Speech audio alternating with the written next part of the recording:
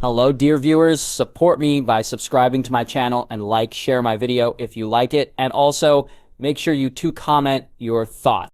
Now let's start the video.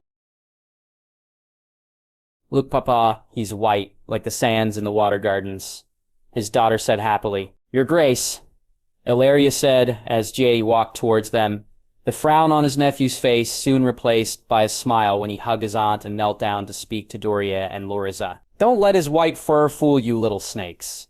He can get most unclean when he wishes, Jane said to Giggles. Your Grace, Doria said, with a curtsy that brought a smile to Illyria's face. Call me Jay or cousin, Jay said, and Doria didn't need to be asked twice. The meal itself was to all their delights a Dornish one, and though Jay seemed to suffer a little from the spices, Oberyn found he enjoyed the effort all the same. Though he did chuckle when it was Jay more so than even his two youngest girls who seemed to enjoy the sweets more, and also when he saw his nephew rush to give Ghost some water after Elia had given him some of her spiced chicken. I believe you promised me a song, nephew, Illyria said when the meal was done, and Jaxley looked slightly flushed for a moment. I did write one, Aunt, but I must admit that while I had intended it to be about all my cousins, it may perhaps not be suited for the younger ones just yet, and yet I'd like to hear it still. Illyria said, and Jay looked to him to see him nod before Jay got up and walked to one of the other rooms, soon returning with a harp as his girls looked on eagerly, none more so than Elia. I wrote this song for all of my cousins. One day I had hoped it would suit you all, Jay said, and Oberyn saw Titian and Nymeria, even Oberyn, much to his surprise, all look eager for him to begin. I dream of rain, Yaxley Lie. I dream of gardens in the desert sand. I wake in pain. Yaxley lay. I dream of love as time runs through my hand. I dream of fire, Yzie. Those dreams are tied to a horse that will never tire. And in the flames, Yaxley.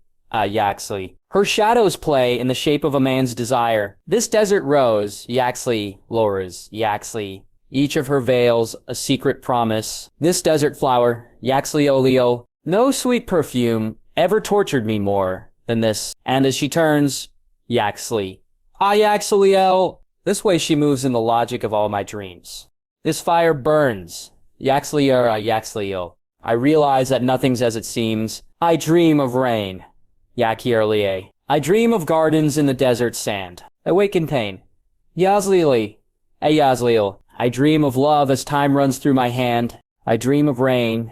Yaxlizie. I lift my gaze to empty skies above. I close my eyes. Her rare perfume is the sweet intoxication of her love. I dream of rain, Yaxlizier. I dream of gardens in the desert sand. I wake in pain, Yaxli. I dream of love as time runs through my hand. Sweet desert rose, Yaxli Lozier.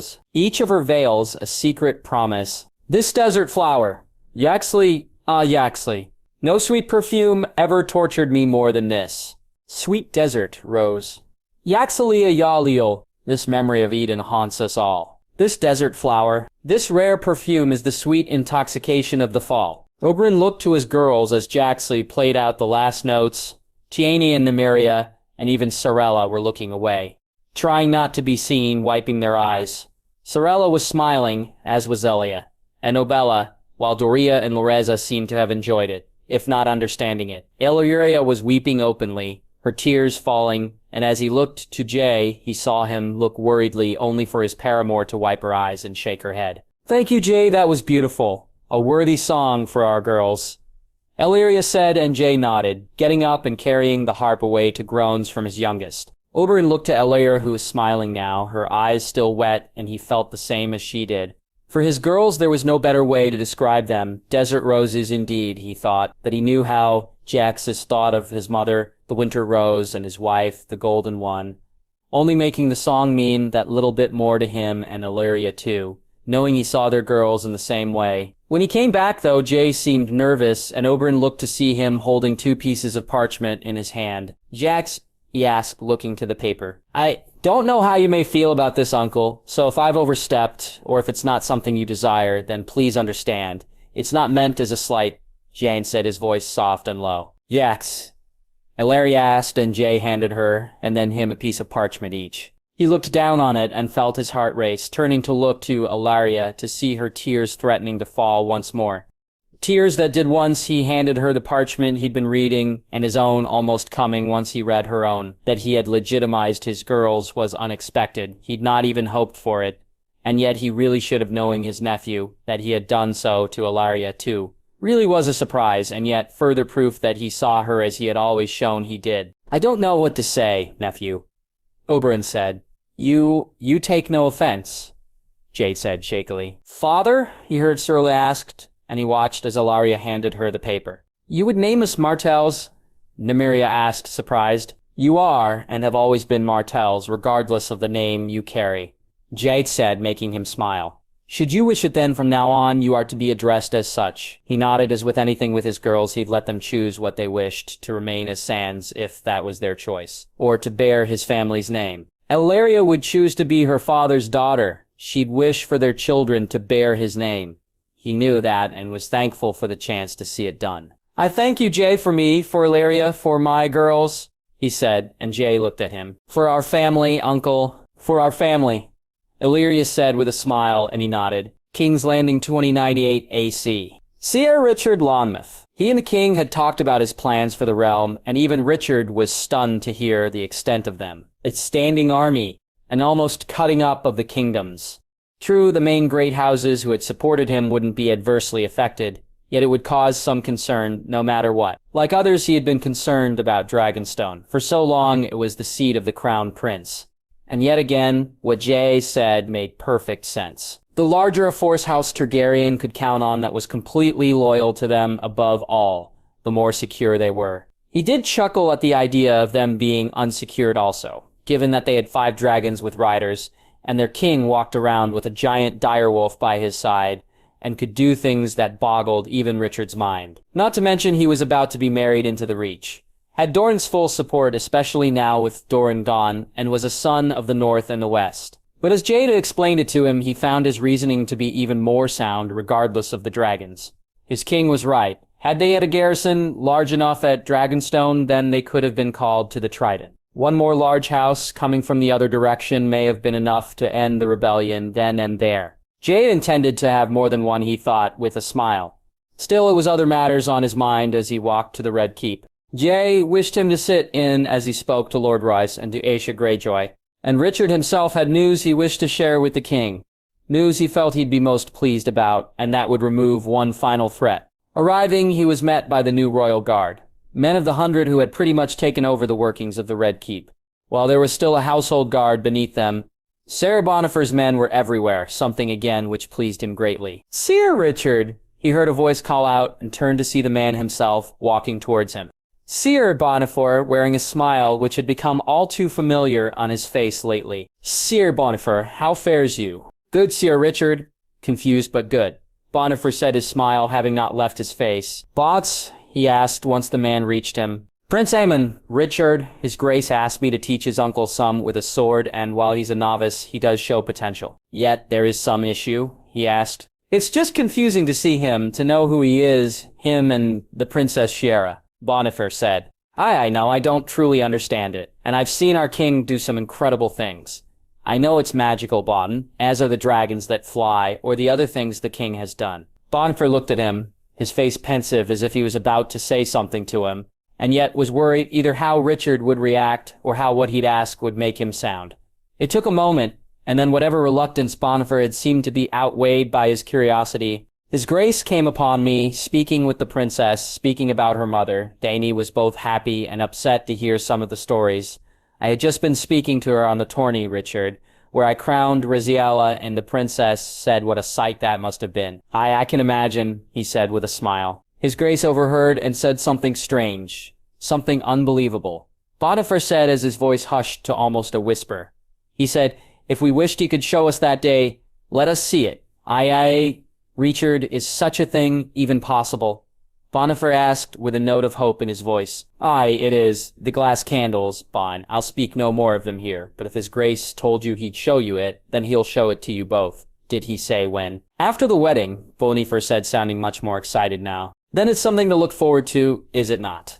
He said with a smile and a nod, both of which Bonifer returned. Leaving Bonifer behind, he walked through the keep and to the king's rooms, finding Sarah Barristan and Sarah Loras on duty at the door. He knocked and was bid entry and found the king sitting at his desk. Jaxie was looking over some papers and making some notes. After being bid to take a seat, he waited until the king looked his way. Your Grace, Richard, sorry bloody paperwork. Who knew ruling meant signing your name over and over again, Jade said with a chuckle. No wonder Robert drank so much, he said to a laugh. Lord Jon, Richard? A moment, if I may, Jay. I received this from one of my lips in the veil, from the fingers, he said, and Jay looked unsurprised. Littlefinger and Lady Catelyn.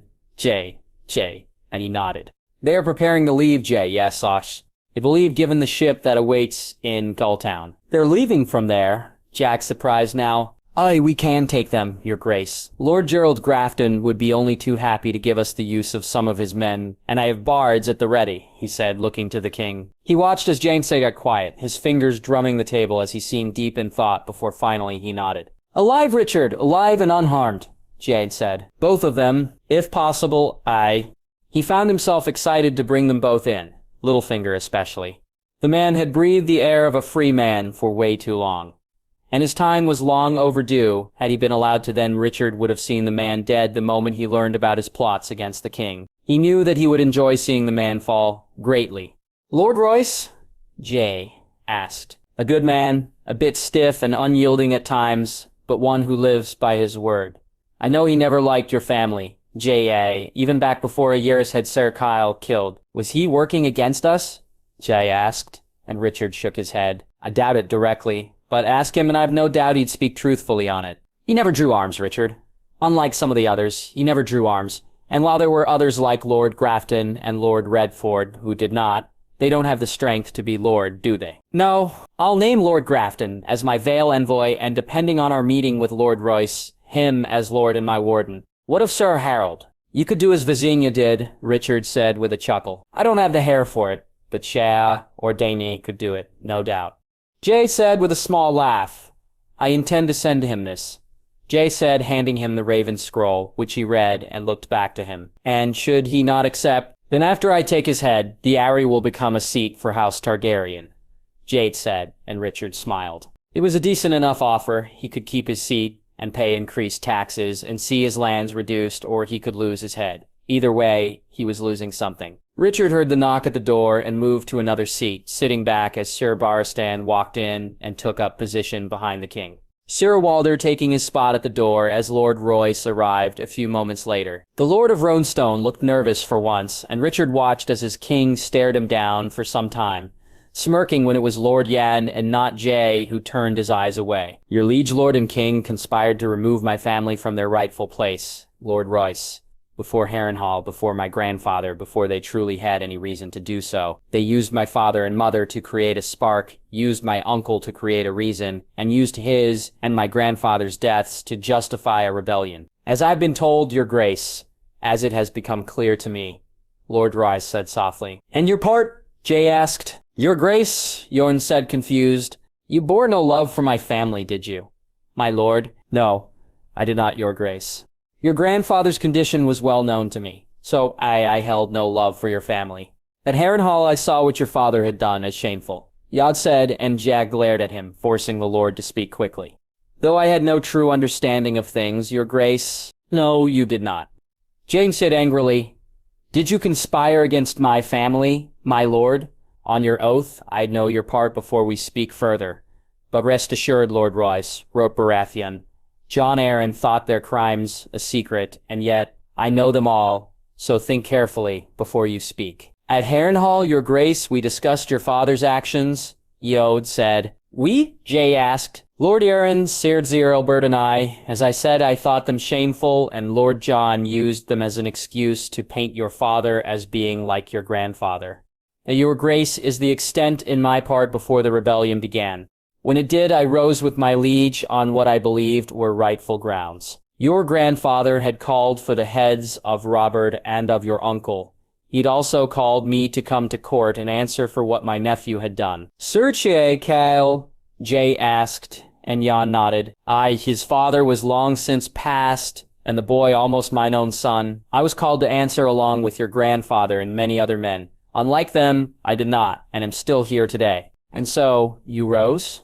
Jay asked. And so I rose.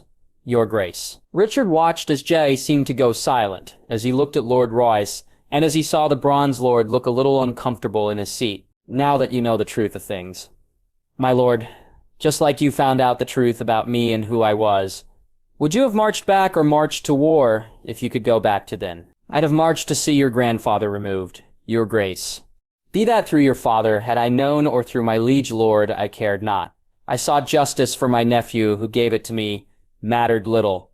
There was again silence for some time, and Richard looked to Barristan, who, though stone-faced, looked almost to be about to chuckle. I can find no fault in your actions, Lord Royce, not then or now. Jake said to a surprised gasp from Lord Ye. Your Grace, my uncle, Lord Jaime, Sirs Barristan, and Sir Arthur, have all taught me much about honor, Lord Royce. I respect it.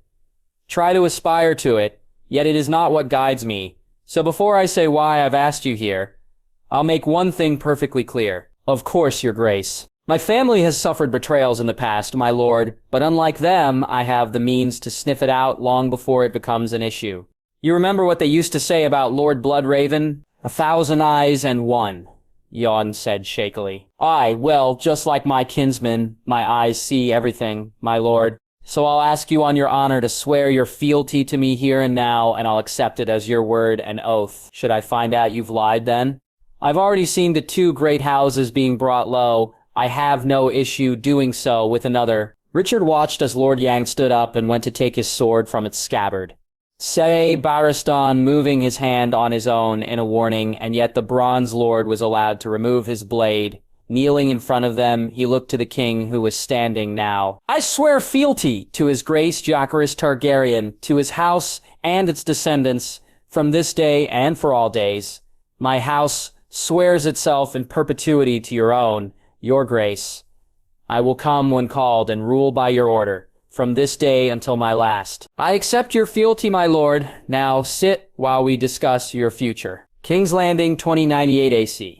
Ashit. When she had seen her brother, she had been amazed he'd lived through what he had, and then she slapped him hard in the face before she hugged him. Hearing what he had done was not a surprise to her, but it only proved that he had learned nothing from his time in the north, nothing at all. Had he actually violated the girl and made her his salt wife as he said he would, then the Iron Island would be no more. The Starks would have come and come hard, and they'd not have stopped at the gates of Pike this time. That the girl was not yet 10 named days old made her for the first time ashamed to call him her brother. Yet as she sat in her cell later on, it wasn't that which preyed on her mind. It was just how fucked they were, and just how fucked the Iron Islands may soon be. It would have been bad enough for Theon to despoil a daughter of House Stark. The North, the Riverlands, probably even the West, would all have come for them. To despoil the sister of the Dragon King. She shuddered as she imagined Pike looking like Harrenhal. They'd treated her well since she was brought here, though. Far better than she had been in Winterfell. And being away from men who mocked her was something she appreciated. After she'd fallen at Deepwood Motta, they'd brought her to the home of the Starks and mocked her almost every step of the way. While being their prisoner, she'd been cold, hungry, tired, and mocked daily too. Yet here she was treated far better. It perplexed her, and though she welcomed warm food, a warm enough bed, and guards who simply did their job, she wondered what their plans for her were, something she was finally about to find out. Come, the guard said simply, and she looked at him as she lay in her bed. Now, she got up and was immediately chained, something she'd not been since she'd been brought here. 4 guards led her down a corridor, and she looked at the cells around her, seeing they were full. They led her up some stairs and down a much nicer corridor, and soon she realized she was in the Red Keep proper now. When she saw the men in red and black cloaks, their armor shining in the light impressed her. Yet it was the men in white ones who truly stood out. Kingsguard! She was being taken to see the king or queen, and she felt herself suddenly get very nervous. One of the guards said something, and a giant of a man then took her by the arm and led her into a room. Sitting to one side, an older man looked at her with curiosity in his eyes, while standing behind a table, an even older gray-haired man wore a white cloak and held his hand on his sword's hilt, his meaning clear. Yet, it was the young boy who sat at the desk she soon focused on. He could be not more than 5 and 10, maybe even less, and though he was a bit smooth and clean-shaven for her tastes, he was a handsome boy, she thought. His long, dark hair fell below his shoulders and was almost a dark black, and his eyes, which were staring at her, were the darkest gray she had ever seen. That he was smirking irked her, though she was in no position to complain. "Have you eaten, drank?" the boy asked. "No," she said. "Your Grace," the gray-haired man said, glaring at her. "No, Your Grace," she said. And she saw the man nod to the older man who sat to the side and watched as he got up and walked to the door. "Take a seat," the king said, and she did as she was bid. That, the boy said nothing, once she did, made her nervous, his eyes seeming to look deeply into her own as if he was trying to look into her very soul. It was discomfiting and a look she'd not expect on a boy so young, and one that went on until the food was brought. She was given no knife to cut her food, and so she ate the leg of chicken and the bread with her bare hands, swallowing the ale greedily as the boy looked on and smirked. "What news have you heard from your islands?" the king asked once she was done. "None, Your Grace," she said, and noticed him look a little sadly at her. "Then I'm sorry to tell you that your father is dead, my lady." "You lie," she said, laughing, though the boy did not. "How?" "He fell from the bridge that connects your keep," the older man off to the side said, and she laughed, shaking her head. "Now I know you lie," she said, and yet again she was the only one who laughed. "That's the story, my lady. Whatever the truth of how it happened, your father is dead, and a King Smoot's been called. Therein," she began, only for the king to raise his hand, and she found it enough to quieten her much to her surprise. "I'll speak on your brother in a moment. Your uncles both seek to wear the driftwood crown, Victorian and Euron. But, there's the rub," the king said, smiling while looking at her. "There is but one king, and you face him now. I'll deal with your uncles soon enough. For as long as they stay on your islands, they can wait." "You intend to use dragons against my people?" she asked, horrified. "I intend to bring my kingdoms to heel, my lady. How I do so depends on the resistance I face. Now I wish to know what part you'll play in seeing me achieve the former and whether or not you'll seek to limit the latter." "Your Grace," she asked, her confusion clear, "your brother tried to rape my sister, Lady Greyjoy. That he lost his manhood, for it is not punishment enough. Was that his only crime? I'd still take his head. But he was also a hostage to your father's good behavior, and yet he ran and sought to break the oath that bound him. No matter what we speak on this day, no matter what we agree, your brother will lose his head. That is certain. His fate is inevitable. Yours is not." Hard as it was to hear, she had expected it. She felt sorrow, heartbreak, even at the idea of Thizarn's death. But there was little she could do about it, and while she may hate the man in front of her for taking his life, she couldn't, in good faith, say he didn't deserve it. It was the rest of what the king suggested that she was now having trouble understanding, why he was suggesting it. "Most of all, you wish to name me Lady of the Iron Islands?" she asked, almost incredulously, when the king finished speaking. "I will name you as such if you swear fealty, my lady. I will see the Iron Islands back as one of my kingdoms, and I offer you the chance to be the one to rule. I make this offer, but the once, your uncles will kneel or fall.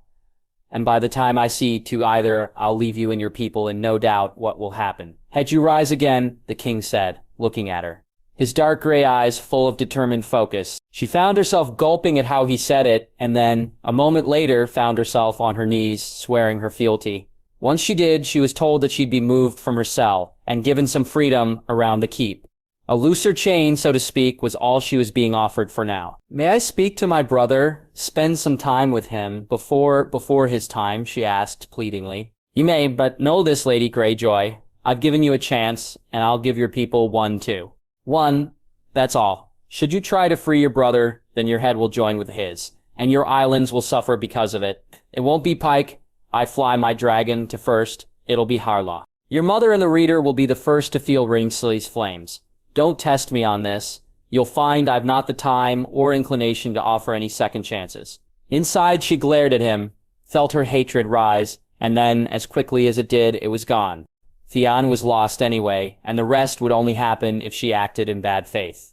Something she had no intent to do, even were it not for the offer, or to save her people from a dragon's flames. She had her own reasons why she'd accepted the king's offer. As bad as they'd suffer under a dragon's rage, they'd suffer even worse with the Crow's Eye in charge, and she and Theon would die along with every other Ironborn, if Euron was allowed to rule. "You have my oath, your grace. I swear fealty to your grace and your house from this day to my last. I swear my house to yours." "On the drowned god, I swear it," she said. And as the king nodded, she was led from the room. King's Landing 298 AC. Marjorie. She sat with Sansa, Mira, Eleanor, and Mega. all of them looking over their dresses and going over their duties for the wedding itself.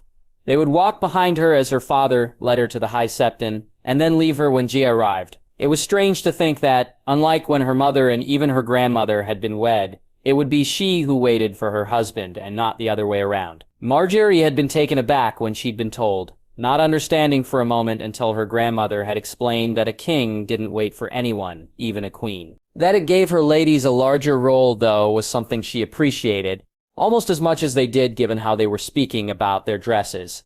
No expense had been spared, and her father was spending a great deal of coin on the wedding itself. There would be no dowry, something that Janie had refused, and had instead asked for it to be placed at her use if they wished it so. So her father had then insisted, to her grandmother's delight, no doubt, that he would pay for the wedding. It was a small price to pay for a crown, she thought. Not that she particularly saw it that way, but she knew her grandmother and father would, to some extent. So the dresses that her ladies would wear had cost a great deal, more so than even Sansa would spend on such, the material being the very best that coin could buy. That they were in the colors of her house wasn't an issue, and Sansa especially looked incredible in green and gold to Marjorie's eye. However, she couldn't help but feel that in some way she was doing nothing. True, she was making sure the preparations for the wedding, the feast, and the upcoming tourney all went off without a hitch. Meanwhile, her husband was speaking on matters of state, sorting out kingdoms, and naming new Lord Paramounts and Wardens. Jay had spoken to her about each decision, had accepted her input, and she'd seen little changes made. He's also held off from publicly naming them and holding the ceremonies where they knelt and pledged fealty, allowing them to do so privately until then. Yet her days felt a little empty, and she wished to do more, to participate more, and to be seen to do so. "Marjorie," Sansa said, and she shook her head and looked at her friend. "What?" "Sorry, Sansa. I was elsewhere." Thinking of her husband to be no doubt, Eleanor said with a giggle, or mayhaps her wedding night. Mega added, getting a smirk and then a frown from her in return. "I was saying, after the ceremony itself, the feast, must we all dance?" Sansa asked, and Marjorie found herself shaking her head, knowing why she was bringing that up here. "I must. Anyone else is free to keep to their seats if they wish, Sansa." "Why would," Mega said, but stopped when she glared at her. "Good," Sansa said, smiling, and had she been alone with her then, Marjorie would have hugged her for her thoughtfulness. "Out, little hens, you two, Sansa, it's time for my granddaughter to have a more worthy conversation."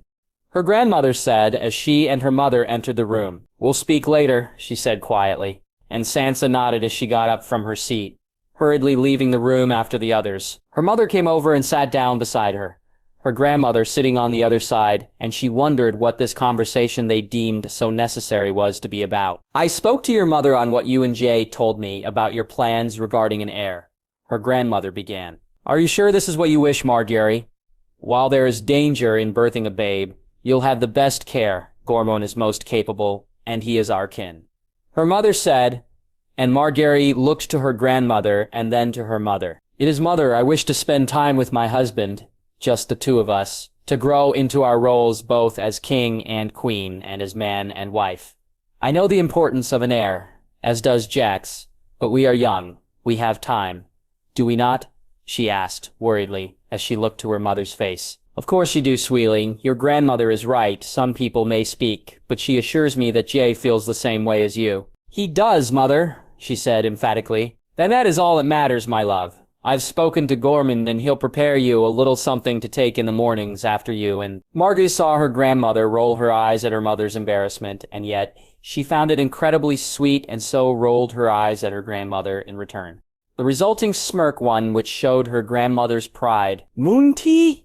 she asked. "A variation of it, Gorman's own recipe, and one he says has fewer issues than moon tea." "The wedding night itself, Marjorie," her grandmother began, and she found herself blushing as she spoke on things that Marjorie's mind had been imagining for so very long. By the time she was done speaking, and her mother had added her own advice, Marjorie was perhaps redder in the face than she had ever been.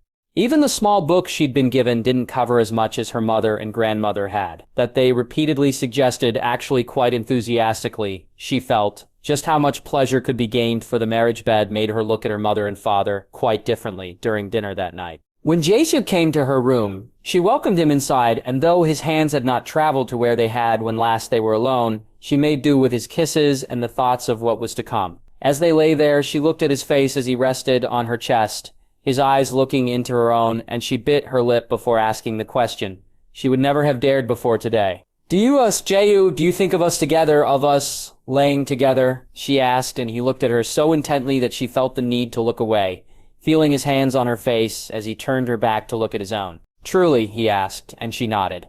Far too often, he said, making her laugh. Good, she said with a smile on her face as he kissed her cheek. They spoke about her day and his, and she noticed him frown when she spoke of the wedding itself, which made her wonder for a moment if she'd said or done something wrong. Jaichia, this waiting for me, whose idea was that? He asked. My grandmother suggested it, she said. It's the protocol, that a king cannot wait for anyone, she said, and was surprised when he snorted. Bloody protocol be damned. Drozier, we can't. We can and we will. You are to be my queen. I'll not have you treated as lesser than any woman, not even for the damnable protocol. When we married in the God's Wood, I waited for you and I'll wait for you here.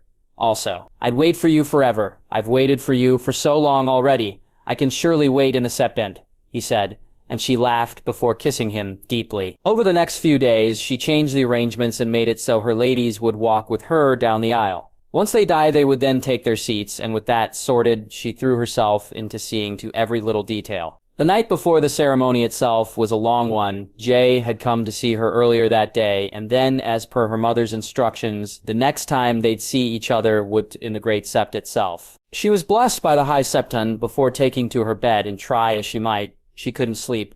It was only the scratching at her door which allowed her to think that she might. Putting on her gown, she moved and opened it to find Loras smirking as Ghost looked her way. She stuck her tongue out at her brother, very unqueen-like, she thought, and let the wolf into her room, snuggling up beside him on her bed as she fell to sleep for the last night, as Marguerite Tyrell. The wedding, Glenna. She could barely eat, such was her giddiness at what was to happen today. Even though Jane had married Marguerite and considered her his wife from many years earlier, today it would be official in the eyes of the faith and the realm. Her granddaughter would be the queen of the 7 kingdoms, all her dreams and hopes finally coming true. That she wasn't the only one who didn't have a full appetite was clear too. Sansa, Willis, Garland, Ellery, Loras barely touched their food. Even Mace had barely been able to finish his meal. Marguerite, on the other hand, showed no such nerves. Her granddaughter was perhaps the most excited of them all, and for that Olenna was more than grateful. Yet she cleaned her plate, and even ate a little more once she'd done so. She couldn't help but smile as she watched her eat the grapes. All around her they were each trying hard to keep themselves calm, and Marguerite just seemed to almost give off an air of being above it all. After it was clear she'd not finish her own meal, she left to get dressed, and once she had, she then made her way to her granddaughter's room. Seeing her standing there, the dress on, the image she presented, her tears came unbidden. That they were happy, tears mattered not. It was rare she showed such emotion, and when Marguerite saw her, it clearly worried her golden rose. "Grandmother, what's wrong?" Marguerite asked concernedly. "Nothing. Oh, sweetling, nothing at all. Forgive an old woman her joy. Please on this day above all," she said, and felt her granddaughter's arms wrap around her. "I'm happy. You're so happy, grandmother," Marguerite whispered, and she found herself chuckling as she repeated it back to her. "As am I, you, my child." The wait for the carriages to be ready, for Mace to come and collect Marguerite, and the walk to the carriages themselves felt like an age, though it was perhaps no more than a few moments. Olenna could see in Allery's eyes, then in Mace's when he arrived, that both her good daughter and son were feeling just how she was. "Oh, Marguerite, you look," Mace said, and she thought he was going to blubber and cry once Marguerite hugged him. That he didn't was something she was proud of him for, and even had he then, she'd have doubted she'd have chided him for it. Not today. She walked with Loras, who held her arm, Sansa and Willas, and Garland and Leonette in front of her. Allery was being led by Sir Baelor, who had come to represent his father who was ill.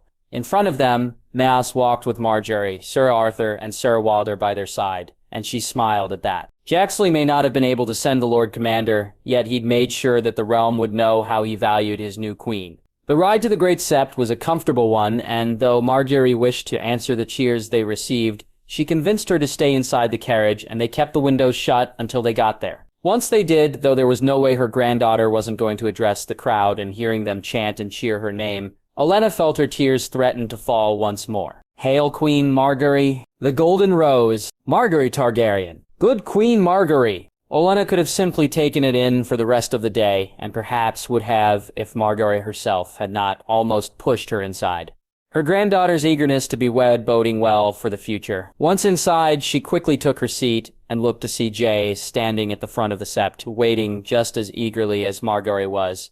It looked to her eyes. The smile she gave him was as true as any she'd ever worn, and she was glad to see it returned. Actually, her daughter was to be wed, married to a good man, and though he wore a crown and was a king, it was that most of all which filled her with such good cheer.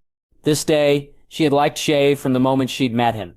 How he was with Loras and how well her son had spoken of him. All her sons, really. That her daughter also favored him and he, her, was clear to her for many a year. Yet she had for the longest time thought it to be a crush and nothing more. Olenna coming to her and speaking on the boy, hearing it then from his own lips as to who he really was and seeing it truly. Seeing just how much he really cared for her daughter, that meant the world to her. She cared not for politics, for growing strong as her good mother would put it. True, she wished the very best for all her children, good matches, and a good future too. But more than anything, she wished them happy. Garland had found it in his own wife, Willis seemed to have found it a little with young Sansa, and Loras with his gaining of a white cloak. Margaery, though, was her pride and joy, her only girl, and she had always wished she'd find something of the same love that she'd found with her own husband. The realm may at times look down on Mace, and he could be terribly silly far too often, but her husband was a good man and true. He'd given her 4 children that any mother would be proud of, and a good life, and more than any of that, he'd given her his heart. That he'd given completely and without asking for anything but her own in return. Looking to Jay, standing at the steps, to the High Septon, and to the rest of the people watching, she felt that despite his obvious differences from Mace, in that respect he was more like him than any other man she knew. She smiled, remembering what her daughter had told her just that morning. Before Olenna or anyone else had arrived and she'd asked her if she was truly happy, if this was what she wished for, Margaery had left her in no doubt. "I've wished for him and him alone since the first time we danced, Mother, though I knew it not at the time. When I offered him my hand, it held my heart in it, as did his own, when he reached out to take it." "You love him truly," she said, smiling. "I do, king or not, true-born or not, I would wish him for my own no matter what.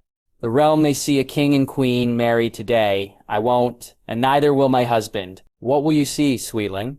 she asked, and Margaery smiled. "I'll see a girl marrying the boy she loved. I'll see just Jon, and he'll see just Margaery, as we've always seen when we look to each other." The smile on her face was beaming, just as her daughter's had been, and as she heard the doors open, she noticed no one looked more eagerly towards them. The man her daughter was soon to wed. Mates. As the others went inside, he stayed outside with Margaery and the King's Guard. Even though they were out of view, the cheers were just as loud, and it was his house, too, which was being cheered along with his daughter's name. Now, yet they were just noise to him. His focus was on his little girl in front of him, his golden rose, and soon to be his queen, and he couldn't be prouder of any of his children than he was right then. "It's almost time," Sir Arthur said, and he barely heard the man, Margaery nodding instead of him. "Father, are you well?" I am more than well," he said, trying to smile.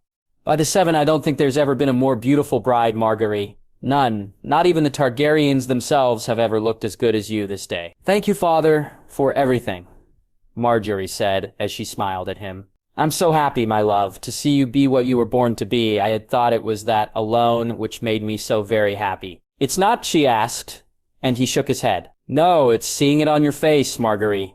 Seeing how happy you are. I can only thank the father and the mother for making it so, for gifting me with such a day." She leaned forward and kissed his cheek, and then Sir Arthur nodded at him, and they turned to walk into the septet.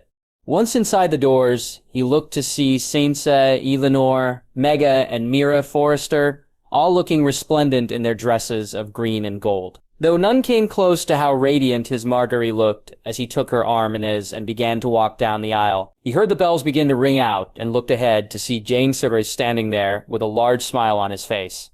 The king wore the crown of the conqueror on his head, and his robe bore the 3-headed dragon as clear as they had ever been. He bowed and offered the king his daughter's arm and watched as he took hers in his own. That he felt no nerves, no doubts, no apprehension in doing so was something that he put down to the boy himself. Yaxaretes was a good man, and he'd be a good husband, and that alone gave him the comfort and the strength to let her go. Jaehaerys Targaryen. Gods, she was beautiful. Truly, incredibly so. and never had she looked more true than she did as he took her arm from her father.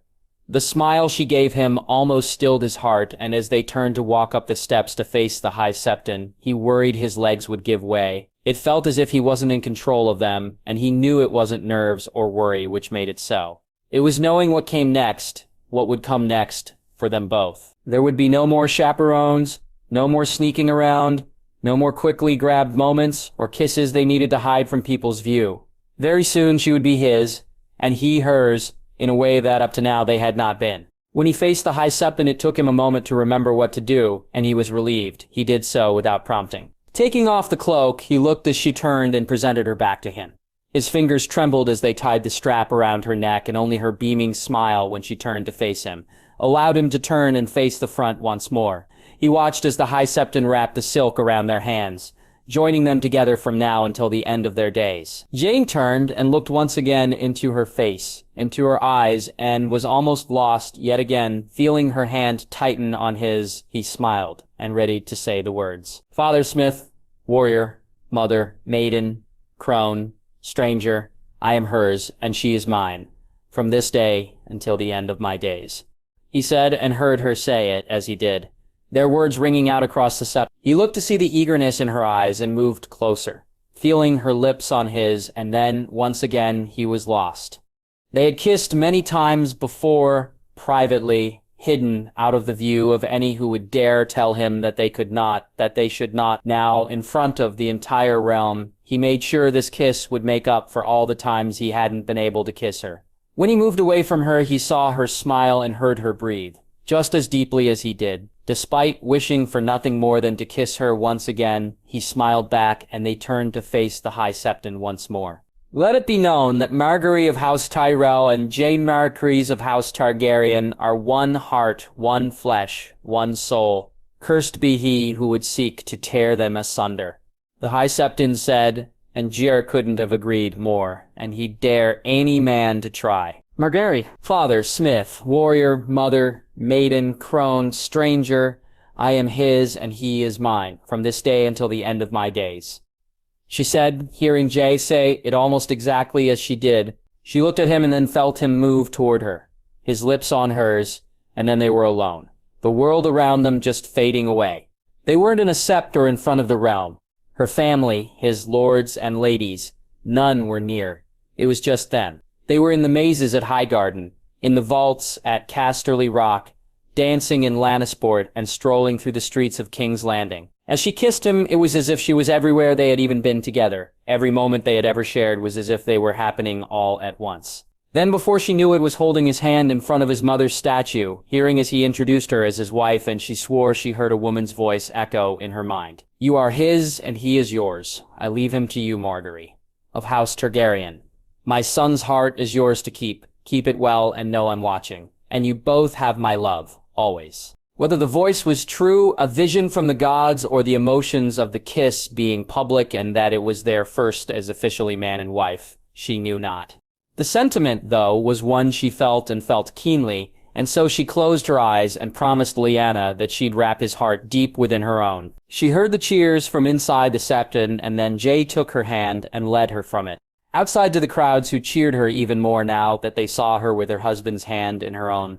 He leaned into her and whispered 5 words, and she nodded when she heard them. I love you. Trust me. A moment later, as the rest of those inside walked out, Jay held up his hand and the cheers hushed, and then Tommen came running, carrying a cushion in his hand, and placed it in front of her. She looked to Jay, who smiled and then turned to take something wrapped in cloth from his aunt before he then faced the crowd. Today, Morgan and I have said our vows in the light of the 7. In front of the gods, we've been named man and wife, Jane said. She looked to him, and he leaned in close, whispering in her ear once more and telling her to kneel, and she looked to the cushion and then to him again, unsure if she'd heard him right, only for him to nod and let her know she had. As she did as she was bid, she saw it. The cloth fell to the ground, and in his hand he held a crown.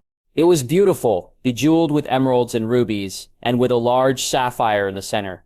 Yet it was also small and delicate, with barely any gold at all, making it seem very light to her eyes. Now, here in front of you, our people, the people we are sworn to serve, I ask you to bear witness to the crowning of your queen.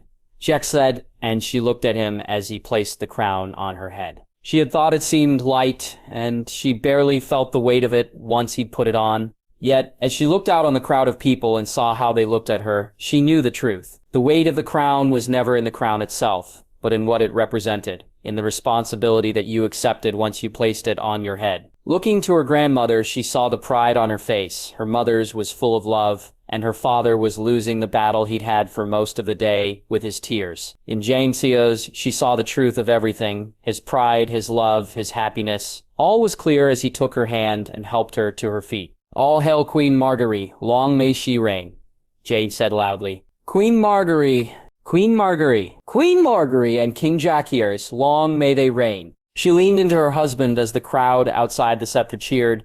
As lords, ladies, and the small folk all cheered equally loudly, Margaery leaned in and moved closer, taking his face in her hands. She kissed him and felt his arms go around her, and she swore it. They would reign for a long time, and they would reign well. King's Landing, 2098 AC. The wedding feast.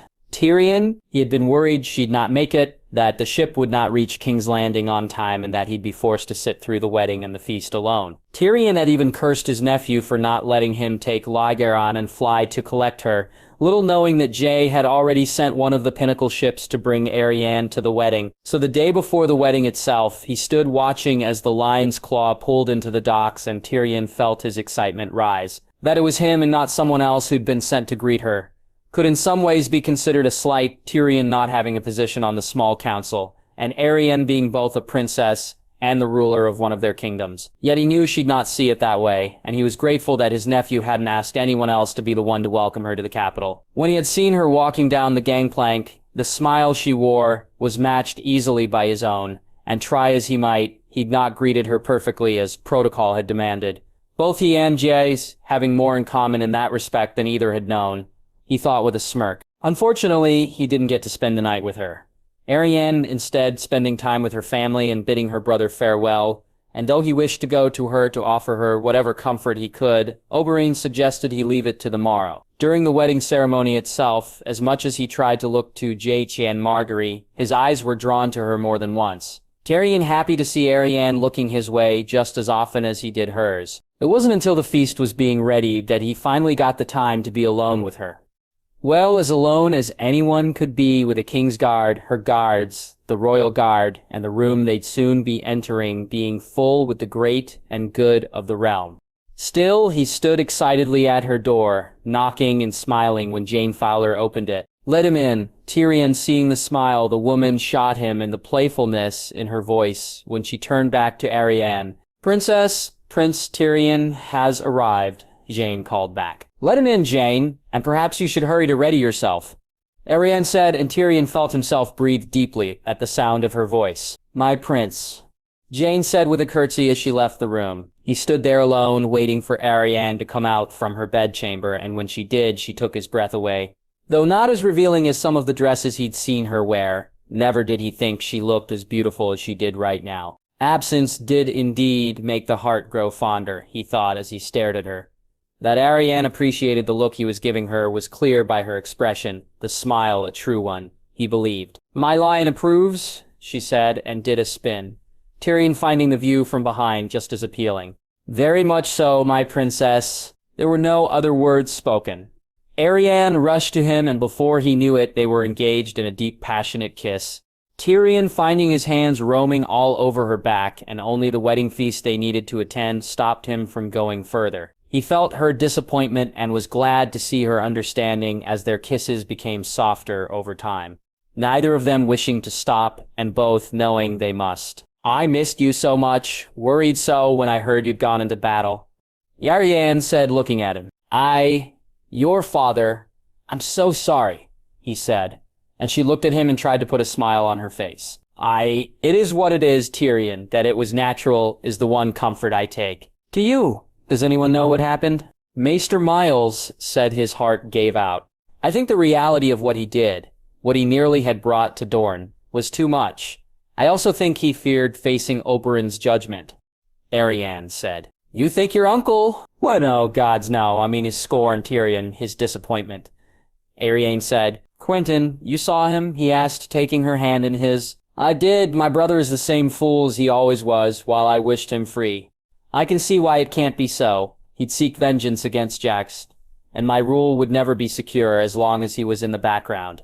But come, we have a wedding feast to attend, and to take issue with. Arianne said with a smirk. Take issue with? He asked confused. Yes, take issue. I wish to see what pleases and displeases me. So I know what, if there is anything I'll allow at mine own, she said, her smile full now. And how soon would you like your own to be, my princess? He asked with a smirk. Soon, very soon, my lion, she said, kissing him again. It was rare he enjoyed entering a room for a feast. Despite the fact he'd lost his father many years ago, Tyrion still remembered how he'd look when he walked into the Great Hall in Casterly Rock. Even though it had never been that way with Jaime running the West, it was a mark he still bore on his soul and one which over time he'd rarely been able to forget about. Tonight, though, he walked into the throne room and felt 10 feet tall. He was a prince escorting his betrothed who was a beautiful princess. Men would envy, and for once he felt it justified. Arianne and Jaime and Daisy sat close together. Jaime and Shara and Dany next to them, in the middle sat House Tyrell, and to their left House Lannister and Stark. Jaehaerys had seated Oberyn and Illyria at the high table, already, and so Janna, Jerian, and Kevin along with their partners sat there tonight. Tyrion looked out to see that Willis, Tyrell, Garland, and Loras sat a little further down, along with the Stark children, and Joy and his cousins. He smiled to himself, knowing there was no way his nephew came up with these seating arrangements on his own. What's so funny? Arianne said, leaning in close to him. I was just thinking my nephew, if he had his way, would seat everyone he cared for at the high table, my family, yours, the Tyrells, and the Starks. He'd even have some of his council there if he could. We'd need a much larger table, Arianne said, with a chuckle. I know. I think he allowed the Queen to decide the seating arrangements, he said, and she looked to him. Why do you say that? Arianne asked. My nephew is a smart man. He's not this smart, he said, and she nodded, knowing what he meant. Jaxley would see anyone not sitting at the high table as a slight, and in some cases, it could be taken that way. But Marguerite had made it clear it was not. Her mother, father, and grandmother represented House Tyrell. Jaime, Janna, Jerian, and Kevin represented House Lannister, and only Jaime had previously sat with the king at the high table. Lyanna's Princess of Dorne represented House Martell and Ned Stark, and Lady Elle represented House Stark, while he, Aemon, Shara, and Dany represented House Targaryen. The four great houses of the realm shone off in their importance, and leaving no one in any doubt. No slights offered or accepted, and that required a different mind than his nephew's. His Grace King Jacaerys and Her Grace Queen Marguerite. The herald shouted, and as one they rose as Jane Sade led Marguerite in. They looked a perfect couple, Tyrion thought, as they had at the wedding itself, and even more so when Jack had crowned Marguerite in front of the people.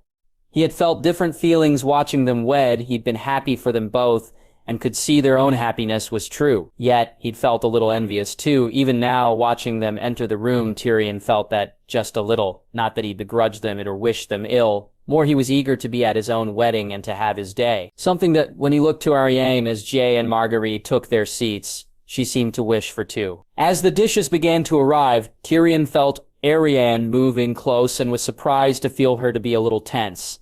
Looking around to see what or who was making her feel that way, he felt the dragon inside him begin to rise. He couldn't see anyone or anything which was causing her discomfort, though, and so he turned to her and asked her outright, Arya, is there something wrong? That woman, why does she look at me so?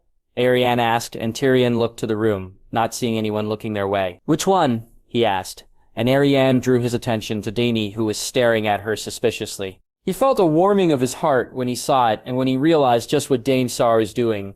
Cersei had never cared for him, and since he met her, he felt Dany's to be what a sister should. Looking at her sizing up the woman her brother was to marry, Tyrion felt more like a brother than he had ever with Cersei. He felt warm and loved her back for it even more. My sister Dottie, I believe she is trying to decide if my betrothed is worthy of me.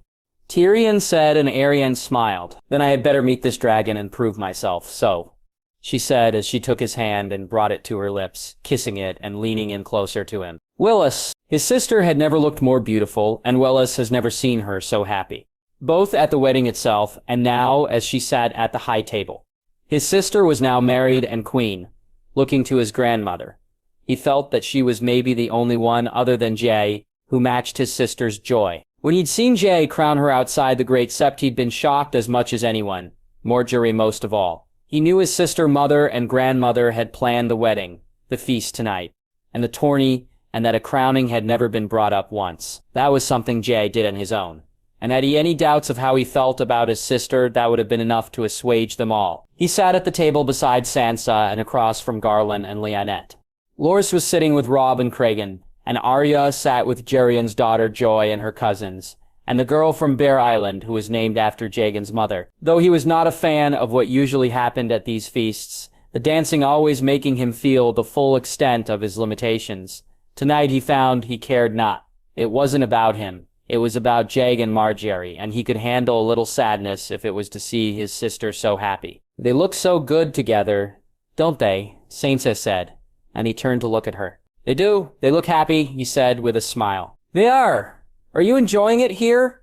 She asked, and he looked at her, wondering for a moment if she knew how he felt about the dancing, before realizing she meant King's Landing itself. I am being Master of Coin is interesting. Helping Jake and Marjorie put the realm to rights, to fix the things that Robert didn't care about. I like it. And the city? She asked, and he smiled before shaking his head. It's a poor substitute for Highgarden, is it not? He said, and she nodded. Yet one I look forward to exploring, she said, and he looked at her oddly. I had thought, Willas? She asked, seeing his expression. I had thought you would be heading back to Highgarden when father and mother leave, or perhaps even to the north. He said, trying not to let his disappointment at either show too much. I'm to be one of Marjorie's ladies-in-waiting, so it seems you and I will have to find new places for our walks, Sansa said with a smile. He found himself smiling back. It had been one of the things he'd most dreaded about having to stay in the city from now on. Their walks, their talks, spending time with her was one of the highlights of his days and something he didn't wish to end anytime soon. Seeing how much she'd grown and come on since she'd fostered with them, the naivety and lack of insight into how the world truly was, something which over time had faded away. In its place, a practicality, a unique way of looking at things had taken root, and he found she challenged him more than most with her way of thinking. I'm so very pleased to hear that, he said truthfully, and the smile she gave him was blinding. His words having meant something to her, he knew. Oh, dancing, he heard a voice call out, and he looked to see Jae stand up and ask Marjorie for her hand. As he watched them walk to the floor, he found he didn't feel jealous for once. Instead, he enjoyed seeing the look on his sister's face, the smile she wore being so true, making him feel nothing but happiness for her. Watching them both like the others in the room, he could see just how much they seemed to fit together. It was something he'd noticed ever since he'd been let in on things. They in some ways seemed to be two halves of the same whole. They complemented each other, both in their words and movements, each of them bringing something the other didn't have. And as he looked at them, he found his eyes also looked to the girl beside him over time too. When the first dance finished, others soon joined the king and queen on the floor. Willis looking to see Garland and Lyanette and Robb and Lady Winifred making their way to dance. The Princess Daenerys danced with her uncle Aemon, and soon enough, most of the room were dancing away. Willis sitting back in his chair and waiting for the sadness he always felt to take a hold. He felt a hand take his and he looked to see Sansa sitting beside him, her eyes on the dance floor, and yet she never moved, never left his side. She just sat there holding his hand all the way through the dances which took place. Over the course of the night, her brother, cousin, and some other men each asked her to dance, and yet each time she politely declined. Willis watching as Jane danced with Joy and with Ashura, with Lady Jenna, and with his mother. Yet not once did the king come to the table, and not once did he ask his little sister to dance. Willis instead feeling her hand in his every time the dancing began. It took him a few moments to realize it, and when he did, he looked to her again, seeing her eyes were on him all the while. Sansa, you shouldn't, he said, knowing now that she wasn't dancing, because of him. I'm doing exactly what I wish to, she said, simply and firmly. There's nowhere else I'd rather be. He felt it then, an almost pain in his heart as he looked at her, as he saw her, and it became ever more clear. Wellas would be lying if he said he'd not thought of it.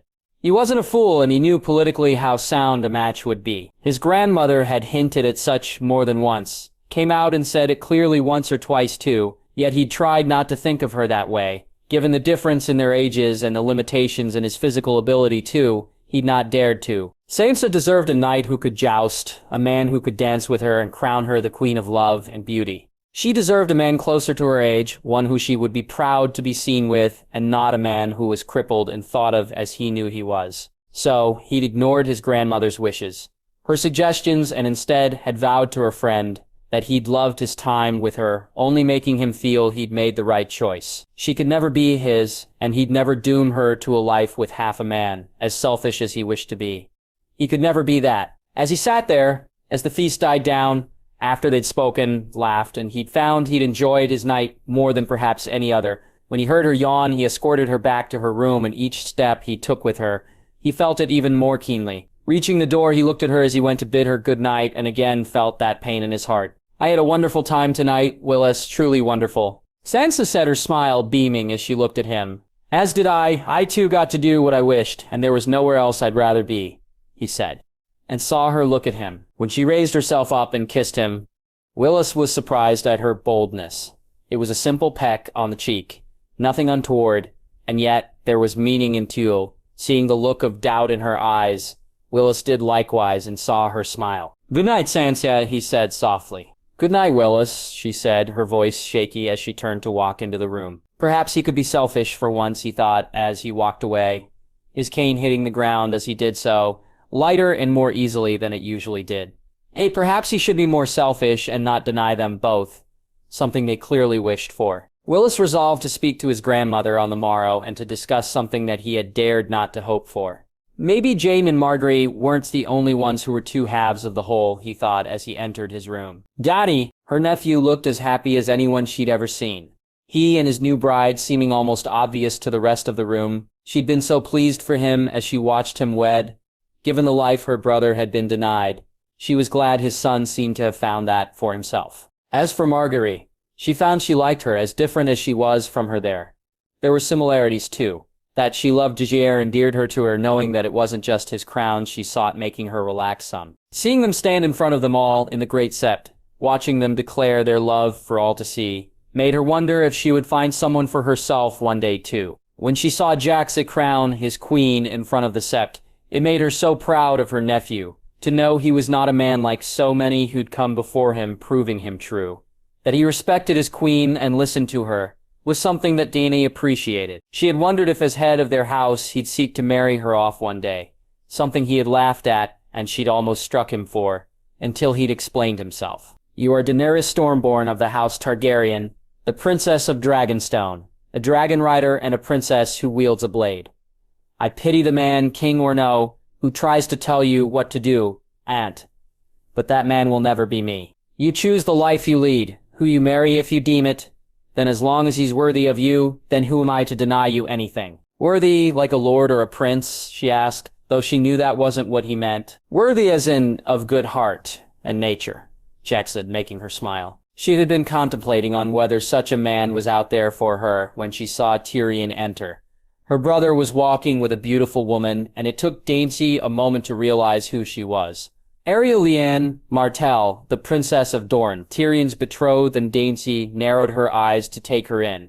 When she had heard about Tyrion's upcoming marriage and how he spoke of the woman herself, she'd felt so happy for him. Yet the more she heard of Dorne, of their customs, and even the reputation of the princess, the more she had wondered if her brother's betrothed may not be worthy of him, James's words reverberating in her head. It felt odd to her to be protective of someone. Yet she finally had true family, and so she would do anything she could to see they remained unharmed, be it physically or emotionally. She noticed that Tyrion and Arianne didn't dance, and that the princess didn't dance with anyone else other than her uncle, something which was a mark in her favor as far as Dany was concerned. Over the night she tried to both enjoy herself and to keep her eye on the princess to the best of her ability, looking over at her when she danced with Arianne and then with Jay, something her nephew picked up on. "Has someone drawn my aunt's attention?" Jay asked, trying to see where she was looking. "No, just someone I'm keeping my eye on," she said, as Jane, to her annoyance, moved her so she couldn't see Tyrion and Arianne. "And should I be keeping my eye on this person too?" Jay asked, and she smiled, knowing he was looking out for her, as she was Tyrion. "No, it's Tyrion's betrothed," she said, and Jay chuckled. "I don't think Ari's your type, Aunt," Jay said, making her stop dancing for a moment until she saw her nephew was jesting. That's not what I mean as well. You know, nephew, she said, pretending to be annoyed. She's a good woman, Aunt. He loves her, and you should speak to her. Jack said, looking at her. Oh, don't worry, nephew, I will, she said determinedly. It took her some time to find the chance to do so. Tyrion either had the bladder of a much larger man or hadn't been drinking much, as he never seemed to find the need to use the privy. When he did leave, Dany got up from her seat and walked over to take a seat beside the princess. The older woman looking at her and sizing her up as she did the same to her. Princess Daenerys, Arianne said. Princess Arianne, she said, her voice not friendly, but not outright hostile either. Are you enjoying the feast, princess? Arianne asked. I am. My nephew and his new bride seem most happy. It makes me relieved to see them so, to see my family be loved so, she said, looking into Arianne's eyes. As it does me, Tyrion too feels happy his nephew has found love. Arianne said, my brother is a romantic, I fear, she said softly. Fear? Why?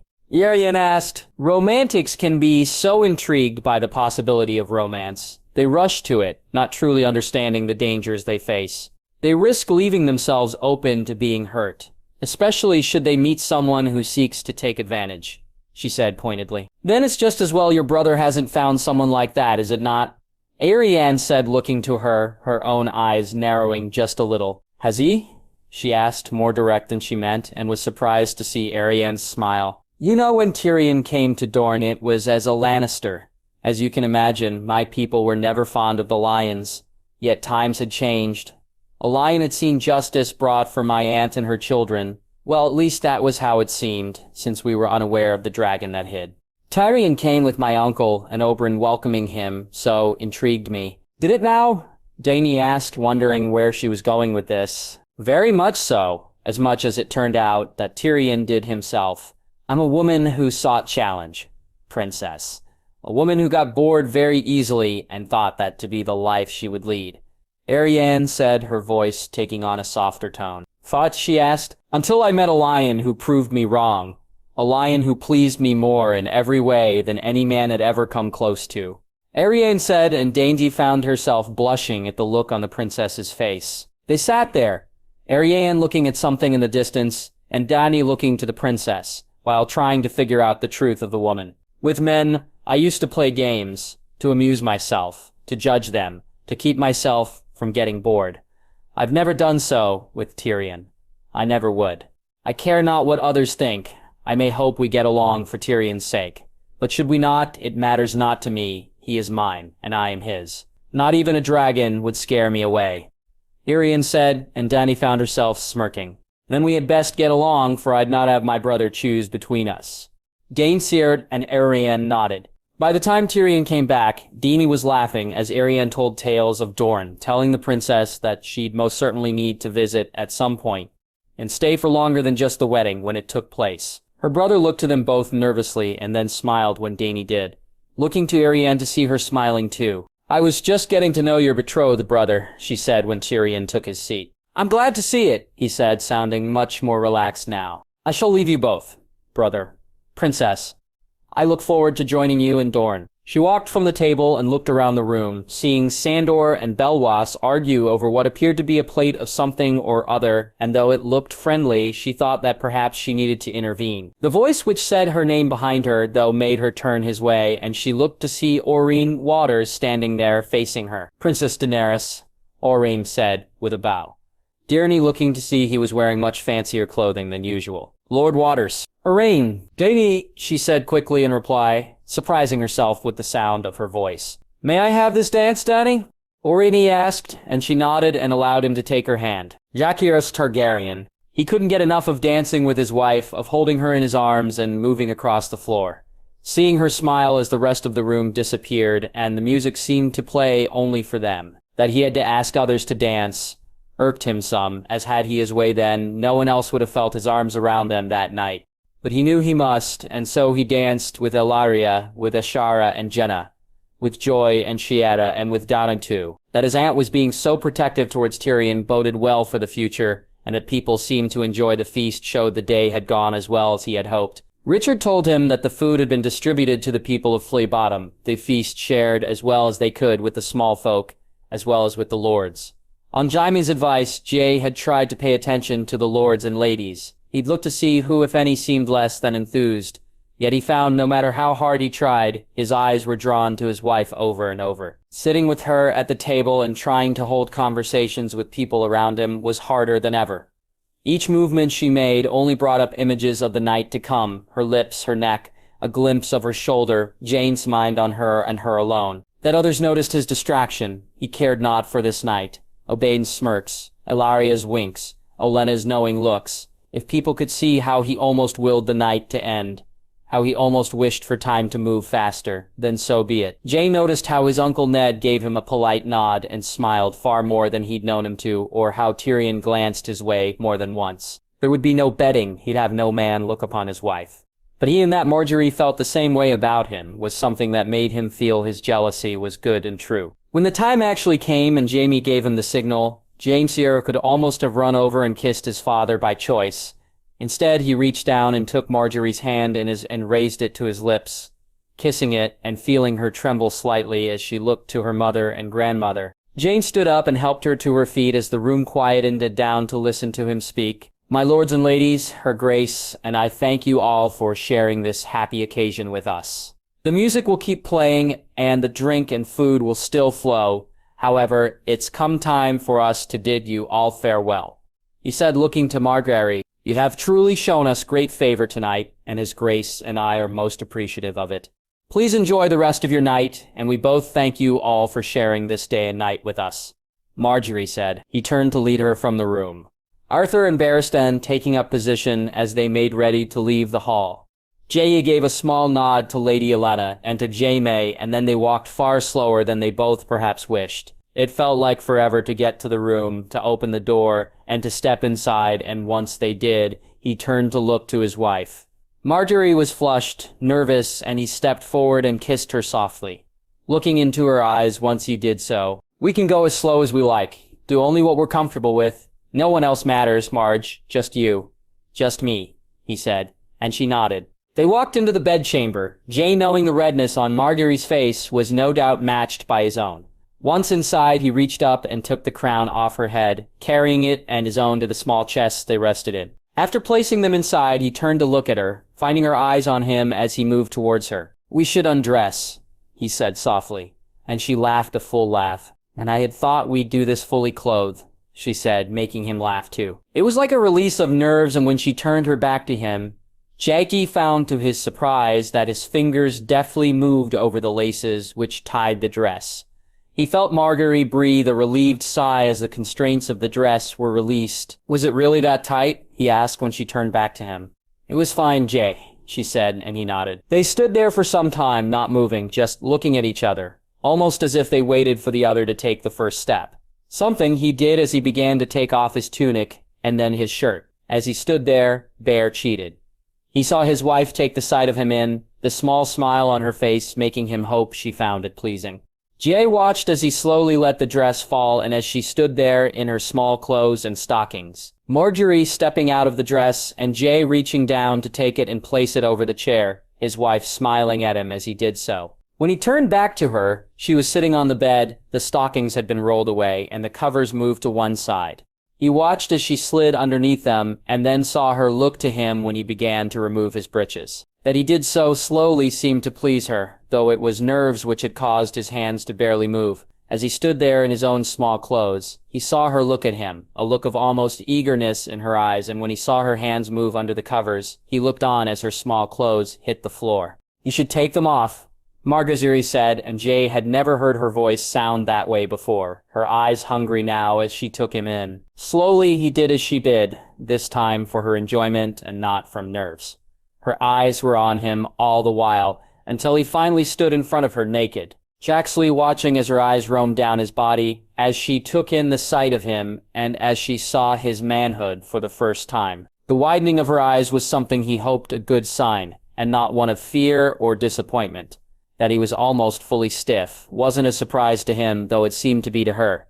For him, it was from the moment he'd seen her in her small clothes that he'd felt himself begin to rise. Come to bed, husband, Marguerite said. As he lifted up the covers, he got the briefest glimpse of her own nakedness, and, as sorely tempted as he was to leave the covers up and take in her in all her glory, the shy look on her face made his choice for him. So instead, he climbed in beside her and was soon laying on his back, barely able to look at her. Were it not for her hand reaching out to touch his face, then he may have stayed that way for the rest of the night. "Kiss me, Jay," she said softly, and he turned to her, seeing her look into his eyes, and then, before he knew it, she was in his arms and he was kissing her as deeply as he ever had. Marguerite, each feel of him when he brushed up against her sent a shiver down deep into her core. Her hands wanted to roam and touch every inch of his body and to have him do the same to her own. Seeing him so ready that she pleased him so just by how she looked had lit a small fire inside of her that she wished to see turned into an inferno. A dragon's flame, she thought, when she felt his hand reach up and move across her breast. The books, her grandmother, her mother, all of them spoke of the things you could do, but only her mother had truly spoken of the things you may feel. "Jax," she said, feeling him kiss her neck, her shoulder, and looking down to see him move towards her breast. Jax, she felt him kiss her breast and take her nipple in his mouth. It was, the feeling something she had no way to describe, when he had touched her breast the other day, as she had felt his fingers on her nipple. She had thought nothing could match how that made her feel. But no, God's his mouth. She arched her body up when he gently bit down. Her nipple was caught so softly between his teeth, and she couldn't even look at him. Feeling him move away, she almost wanted to pull him back, but then she was feeling it again as he kissed her other breast and moved closer to the nipple. There, too. She began to feel something inside, and a shudder ran through her. Jay's manhood had brushed over the inside of her thigh close to her center, and she looked down to see his face and knew he'd realized it too. He moved up from her breast and brushed ever closer to her, her gasp only enhanced by the look in his eyes. Then they were kissing, and she expected to feel his weight on top of her, only to find he was doing everything, so it was not. She smiled between kisses and softly bit his lip. He said, and then she felt him brush against her once more. Whatever he was about to say, lost for now at least. He kissed her again and then moved down once more. Her neck he bit gently, and then he was back to her breast. This time as he kissed one, his hand reached out and took in the other, his fingers brushing over one of her nipples while his tongue did the same to the other. The dual assault soon had that feeling return once more. How long it went on for, she didn't know. The feeling, though, seemed to level off, and she found she missed the rising of it greatly. Though whether he saw it in her eyes, felt it in how she moved, or whether he always intended what came next, only Jacier would be able to tell as she felt him begin to kiss down to her stomach. His tongue reached out to taste her as he moved ever so slowly downward. She felt the cold air on her breast, the wetness from his kisses making her nipples stand out hard and firm. When he kissed her belly button, ran his tongue inside it, she gasped, and yet what he did next had her almost unable to move. He kissed her lower, beneath her belly button, on her stomach. And Jay just kept kissing her as he moved between her thighs. "Jay?" she asked, nervously. Surely he wasn't doing what it seemed he was. "Trust me, my love," Jade said, and then she moaned out loud as he kissed her, and she felt his tongue move between her lower lips. The feeling was like nothing she had ever imagined, nothing she ever dared to dream it could be. Each kiss, each sweep of his tongue only making her both want more and want him to stop. Thankfully, he didn't seem in any hurry to do either, at first at least. His kisses were slow, and his tongue almost savoring whatever it was he was tasting. Her legs opened of their own accord, and then she felt him everywhere. His cheeks brushing against her thighs, his hand on her stomach, and his lips and tongue exploring everywhere in between. She felt her breathing begin to rise, her hips move up from the bed, Jade's hand not allowing her to move away, and his tongue now offering her no respite. Not that she wished him to, as she felt something begin to rise and then break free, when his tongue found a spot which almost had her crying out loud. That he recognized what he'd done was a gift from the gods themselves, as he found that spot again and again. "Jay," she said. "Oh gods," she moaned. It was like a release of energy, an explosion that rocked her whole body. She shivered, shook, and then she pushed him away. The sensations too much. When she calmed, she looked and saw worry and concern in her husband's eyes. Both for naught, and yet she found she could barely speak. "Marge, are you? Have I hurt you?" Ye asked, and she shook her head as vigorously as she could. He'd done anything but hurt her. When she calmed, she bid him to her. Jay moved, and she shuddered when he brushed against her once more, her eyes locked on his when he faced her. She brought him close to her face and kissed him, tasting something on his lips, and then almost pushing him away when she realized that it was her. It wasn't unpleasant, though, and soon it was forgotten. The kisses turning soft, and then Jay looking at her. "I was," she said, her voice breathless. "It was good?" he asked nervously, and she nodded, smiling at him. "How?" "Oberyn, he gave me a book." Jane said, embarrassed, and Marguerite found herself laughing a little. "We should, Jack, we must," she said, and he looked at her, nodding. "Are you?" he asked, and she smiled, reaching down between them both, her fingers finally finding him. She ran her hand up and down his length, watching as he closed his eyes. The look on his face, one which told her that she was giving him pleasure too. Remembering what the book said, she slowed her movements and did her best to move him between her legs, finding to her dismay that she could not. "Yeah, you need to," she said, and he opened his eyes, looking into her own before he moved, and she felt him brushing against her once again. "Go slow," she said, and he nodded. It felt too big, as if it could never fit, and when he began to push, she cried out a little. Jay immediately stopping and asking if she was all right. Though she wasn't, she knew they had to do this. That on the morrow, people would take their sheets and look for evidence that they had indeed coupled. He pushed, again and again. She winced, before she cried out loudly when she felt something give. She didn't know if she'd passed out, or if it just felt as if she did. What she did know was that Jay was speaking softly, asking her if she was hurt, telling her how sorry he was, and she looked to see him, looking at her concernedly. I think it's fine. We can," she said, and he looked to her worriedly. "Please, Jace." He began to move slowly, and it hurt for some time.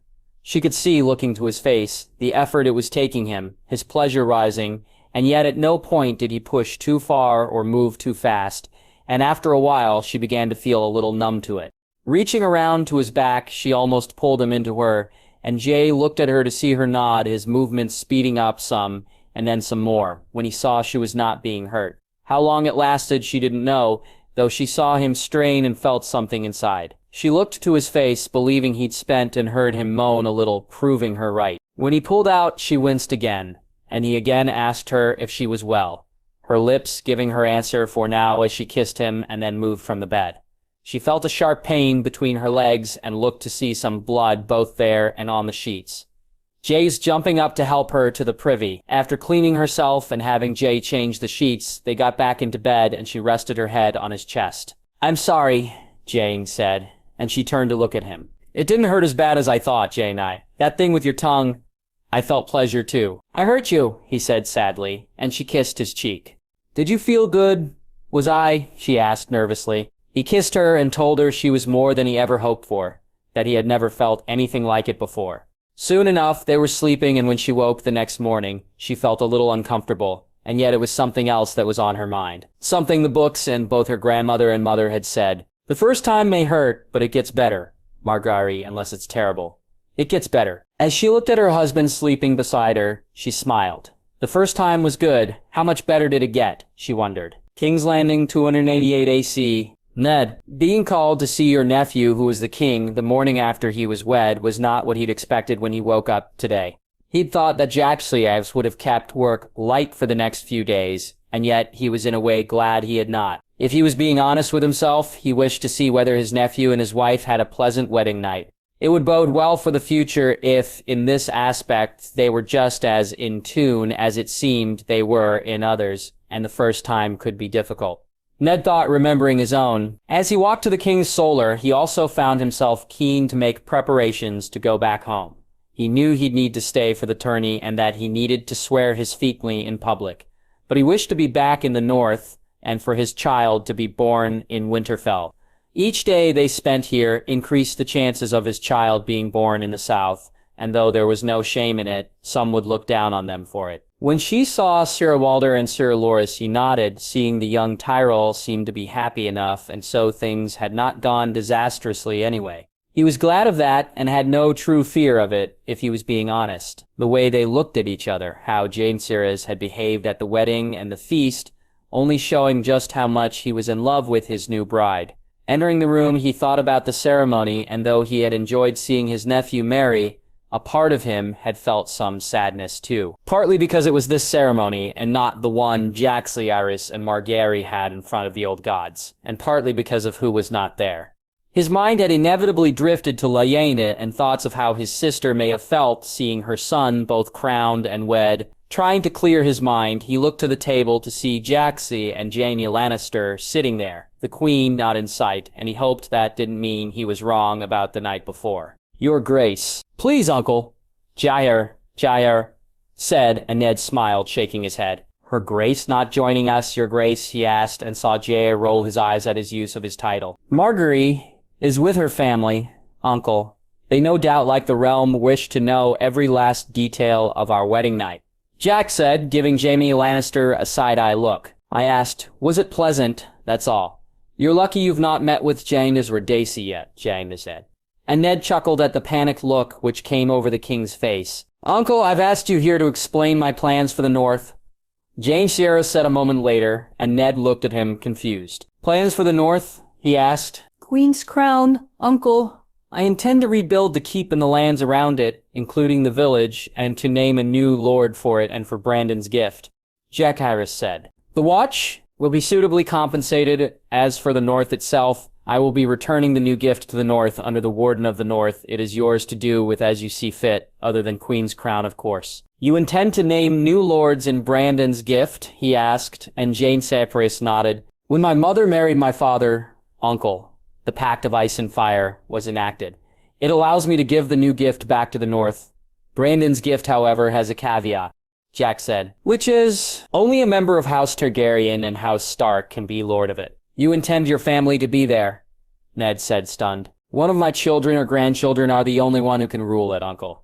You are a member of House Stark, not a member of both. So I can leave Brandon's gift as it is, or do with it what I must." "My lords won't be happy with this, Your Grace," he said, knowing there would be some who were very displeased. "Why, they're getting back the new gift," Jaime said.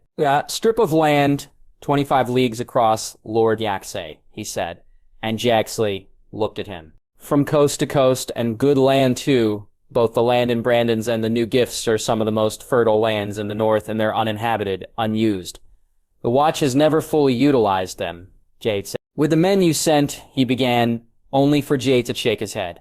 "Lords and people, uncle, that's who use lands to its potential. Lords and people, I'll put both in Brandon's gift. You'll no doubt do the same in the new. Trust me, your lords will grumble, but soon enough they'll be scurrying for favor from one or both of us, seeking to be appointed to the new lands. What compensation will you offer the Watch, Your Grace?" "I'll ensure the taxes are paid. Each region is supposed to give up 5% per year. From now on, they'll do so. When the gifts were given to the Watch, it was under the idea they'd use them to make themselves sustainable. They did not. I'll not see that land go to waste." "Very well. Another great house in the North can only be a good thing," he said, and saw his nephew look to Jaime before he looked back. "House Targaryen swears directly to the crown." "Uncle." "What?" he said, annoyed, forgetting his manners a little. "House Targaryen swears only to the crown. My child or grandchild will be sworn to King's Landing, not to House Stark," Jaehaerys said. "You cannot mean I cannot have a house in the North, not sworn to mine own, Your Grace. Yet you can have the Night's Watch not sworn to you, uncle. On matters that refer to the North, House Targaryen will defer to House Stark. They just won't be obligated to. We are allies, uncle, not vassals," Jaehaerys said. "And I'm just to accept this?" he said a little annoyedly. "You won't be the only one who is, trust me, Lord Stark. The West, too, will be getting an extra house that isn't one of our bannermen," Jaime said, "as will my wife's family, uncle. This is no slight to the North. If you wish to see what is, then pay close attention to what happens in the Stormlands and elsewhere. Here, you're getting not just more land, but an extra layer of protection between the Wall and the North itself. As I said on external threats, House Targaryen will rise to protect the North, but I will not have any house but mine own as overlord over my blood." He sat there and tried to think. Was he being obtuse? The extra land would raise coin and spirits, and yes, the extra layer of protection would be helpful. Having a Targaryen house in his lands would cause an issue. But then they were tied to House Targaryen by blood now. Maybe he was being a bit rash. "Forgive me, Your Grace. I need some time to come to terms with these changes, and I may have spoken out of turn," he said, looking to his nephew. Here, in private. Uncle, I ask people to always speak their mind. He bid his nephew goodbye and made his way from the room. No doubt there would be those who took issue with what Jaime had done, and he imagined his initial reaction would be more than duplicated by the other lords of the North. Still, they'd received a boon this day also, and maybe he should just concentrate on that. King's Landing 2098 AC. Marguerite, her grandmother and mother seemed pleased by the fact that her wedding night had gone so well. Both of them relieved she'd not felt too much discomfort, and more so when she told them she'd felt pleasure too. What was less pleasing to her grandmother and her father was the idea that they'd soon have a House Targaryen in the Reach somewhere, though where that was to be had, not yet been decided. That she also ended up arguing with them both had perhaps been unavoidable. "Enough, the both of you," she said loudly. "Your Grace," her father said, "this is to be my child or my grandchild's seat, more than likely. Your kin," she said, looking at them both. "Who is to be forsworn to another house, Your Grace?" Her grandmother said, "My house, my husband's house. Jaime has given you a queen, a seat on the small council, a king's guard for a son. Our house is more in favor than it has ever been.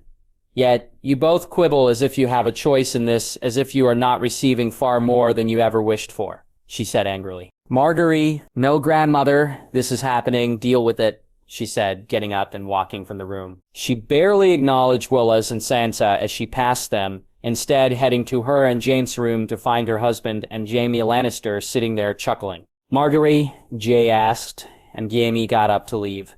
"Please, Lord Jaime, Shay, I know we have more meetings to come," she said, walking into her bedchamber and hearing Jay walk after her. She drank down some water and turned to see her husband look at her concernedly. "Marge? It's nothing, father and grandmother didn't like your plans," she said with a forced smile. "Neither did my uncle," Jay said, and she laughed a little at that. She felt him take her in his arms, and she embraced him back tightly, letting him hold her for a few moments before she turned and looked at him. "Who's first? Lord Tydos and Lord Janos?" She nodded and followed him into the other room, taking her seat and giving Jaime a smile as she did so. The hand looking to Jay, who seemed to reassure him even more. It took quite some time for Lord Janos and Lord Tydos to come in, and she wondered if it truly was that long, or had her meeting with her grandmother and father been far shorter than she had thought. Either way, she looked to Jay, who reached out and gave her hand a squeeze, and then she looked to the two lords. "My lords," she said. "Your Grace, Your Grace," they said, one after the other. "My lords, the Riverlands are in need of change, with House Tully now practically no more. We find ourselves in need of Lyra lords to be our Lord Paramount, and in need for changes to be made," she said, and the lords looked at her eagerly. "His Grace has named Lord Darry as the Riverlands envoy, an extra voice, if you will, for the Riverlands in King's Landing. Lord Darry will also be regaining the lands stolen from him by the usurper." "Of course, Your Grace," Janos said. "Brandon Stark will be named Lord of Riverrun. In time, he may choose a new name, but House Tully is no more. And my cousin's lands will be reduced," Jay said. "He won't be Lord Paramount, Your Grace?" Janos asked, and Jay shook his head. "Lord Tyos, we would name you our Lord Paramount of the Trident, however, there are some conditions," Yane said, looking at the Lord himself while she looked to Lord Janos. "Conditions, Your Grace? House Blackwood and House Bracken have always had a fractious history. The rights and wrongs of it concern me not, only the ending of it. Something Her Grace has come up with a way to do," Jane said, looking proudly at her. "Lord Blackwood, your heir Brynden, and Lord Bracken, your eldest daughter, Barbara, neither are wed nor matched, and though weddings between your houses have not gone through in the past, this one will," Marjorie said, and the two lords looked to each other, and then her, neither arguing just yet. "Your grandson from this marriage would be Lord Paramount of the Trident, Lord Bracken, regardless of any other claim." "Regardless?" Tydeus asked. "Brynden and Barbara are to marry, my lords, but life is life. Heirs fall, and should the worst ever happen, then, unlike with other rights of inheritance, it is to fall to the child of that union and not a second or third son." Marge said as Jay handed her the proclamation. "We seek to bring you together. Do you accept?" Yer asked, and she looked at Janos. "I find this acceptable," Janet said, and she looked to Tydeus. I can live with this accord." Tydeus said, "Excellent, my lord. Tomorrow we'll have your oath of fealty and name you our new Lord Paramount." Jason and Margaery smiled. when the lords thanked them before leaving. They stopped for lunch, neither of them wishing to leave the room for now, and Jaime, instead, heading off to speak to Daisy and spend time with his daughter. Marguerite felt like she'd accomplished something good today. Her idea had been proved to be a good one, and she looked forward to doing more of this in the future. King's Landing, 2098 AC. Jaehaerys Targaryen. Concentrating was hard during the meeting. While eating lunch, just sitting in the room with his wife, all of it was incredibly hard. Each time he looked at her, James couldn't stop thinking of the night before and what they had done. He'd been so incredibly nervous, as had she, yet it had gone far better than he feared, and much better than even he had hoped.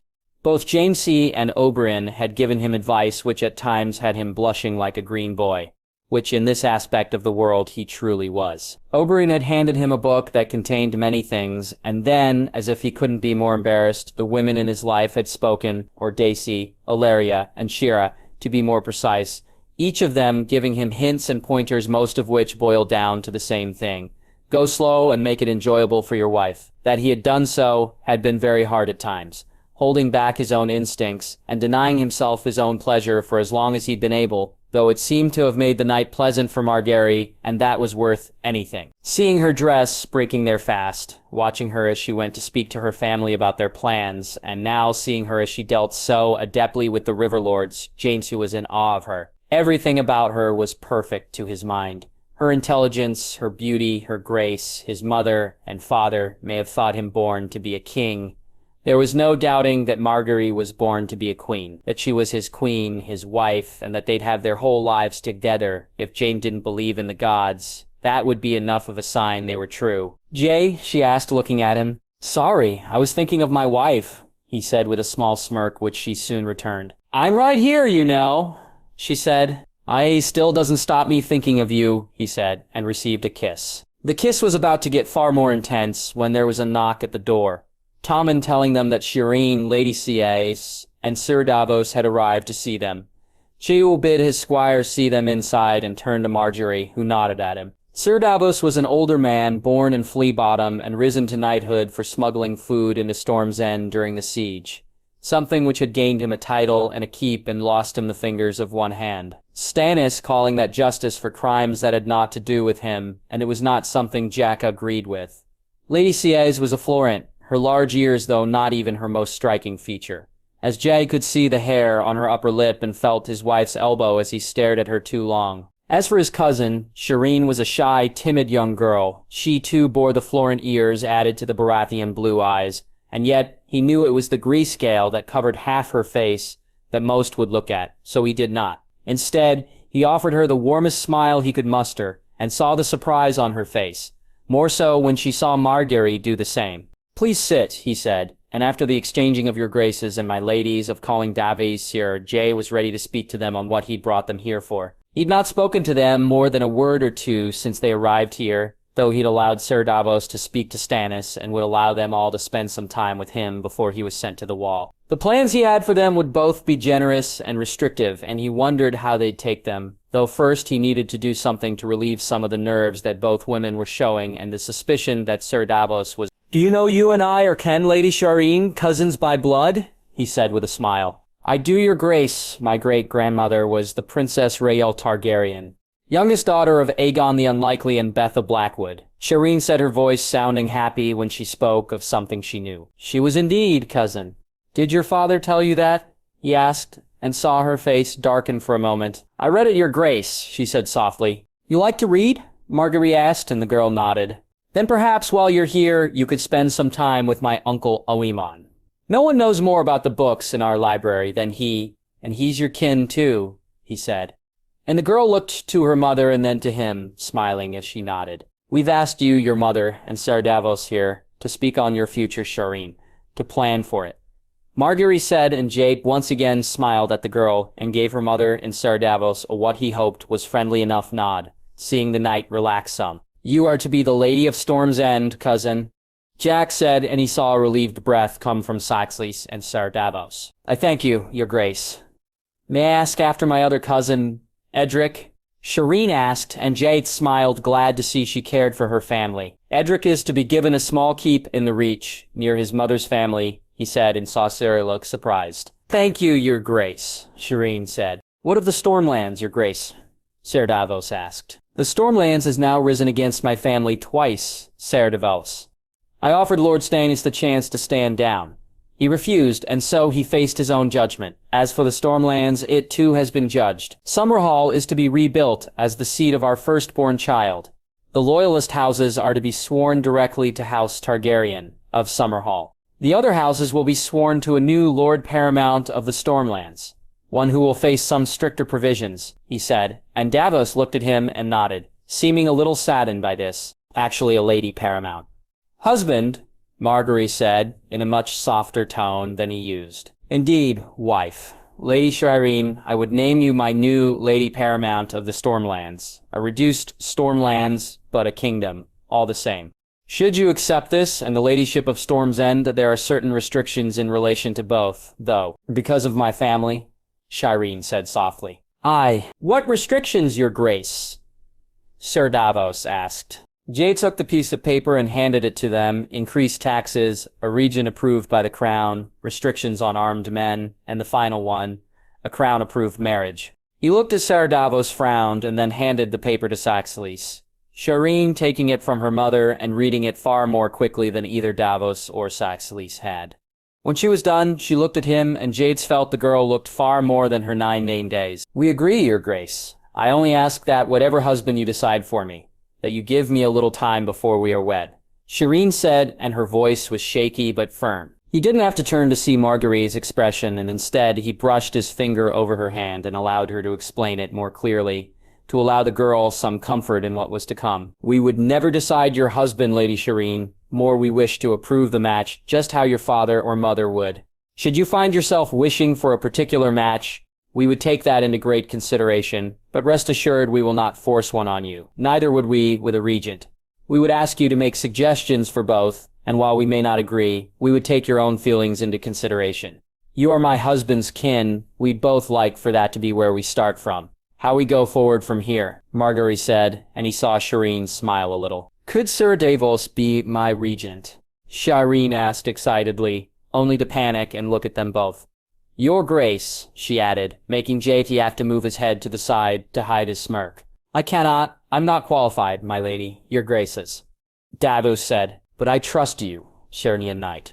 Shireen said, I trust him. Your graces, I'd ask you to consider it. He looked to Margaery and saw her approval in her eyes, and then turned back looking to his cousin. Were it not for her father's stubbornness, then their relationship could be so different. Instead, he now had to think like a king and not as a cousin.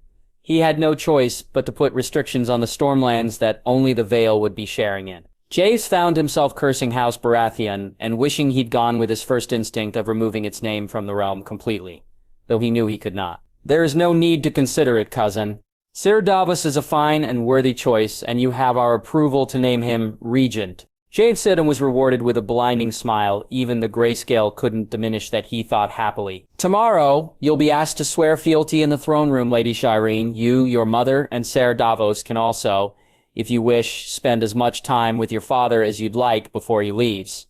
Margaery said, Thank you, your grace, Shireen said. They spoke for a few more moments, Ser Davos seeming more relaxed, and Lady Saxalis, though quiet, also seemed to be happier than she had been, though her face remained locked in the same expression. Dany had told him that the woman had formed a kinship with Lady Melisandre and was interested in the workings of the Red God, something which could prove useful in the future, he felt. For now, though he listened to his cousin as she spoke, the girl was smart, seemed kind, and thoughtful, and he wondered if there was anything that could be done about her face.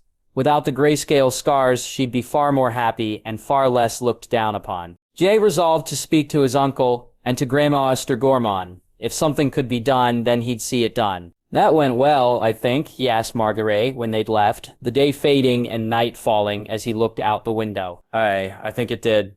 She's a sweet girl, Jay. It's a shame her father acted so stupidly. Aye, it is. You hungry? He asked, and she nodded.